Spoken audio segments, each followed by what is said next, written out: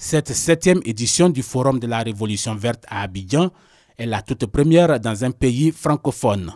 C'est l'occasion pour les leaders mondiaux et africains de discuter des politiques, des programmes et des investissements innovants visant à améliorer la transformation agricole et la sécurité alimentaire.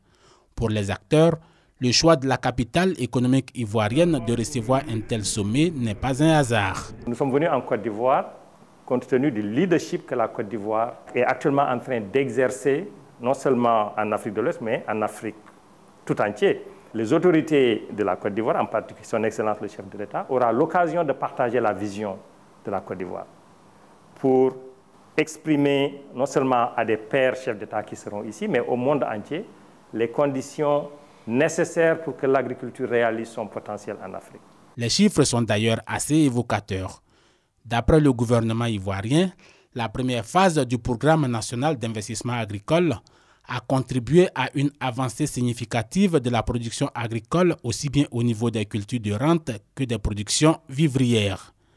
À titre d'exemple, plus de 18 millions de tonnes de produits vivriers ont été récoltés en 2016 contre 12 millions en 2012. Ce pari gagné reste la bataille de la transformation.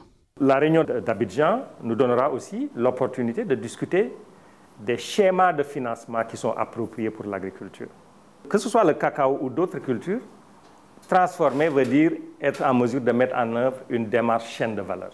Produire, mais aussi avoir des investisseurs qui voient le potentiel d'utiliser la matière première, de transformer et de distribuer. Pour éviter qu'on vende la matière première, elle va en Europe, elle nous revient, on paye plus cher. Ça veut dire qu'on est en train d'exporter des emplois. Une politique d'industrialisation judicieuse qui ne sera efficace que dans un cadre régional intégré. Au-delà même de la Côte d'Ivoire, il y a la CEDEAO. Parce que comme vous le savez, des fois on a des excédents en Côte d'Ivoire et des déficits dans les autres pays.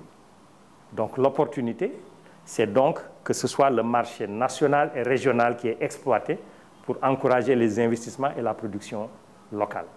Sont présents à ce forum d'Abidjan des chefs d'État, des ministres africains, des organisations paysannes, des entreprises agroalimentaires, des institutions financières, des chercheurs, des partenaires au développement et des organisations chargées de la mise en œuvre de projets agricoles.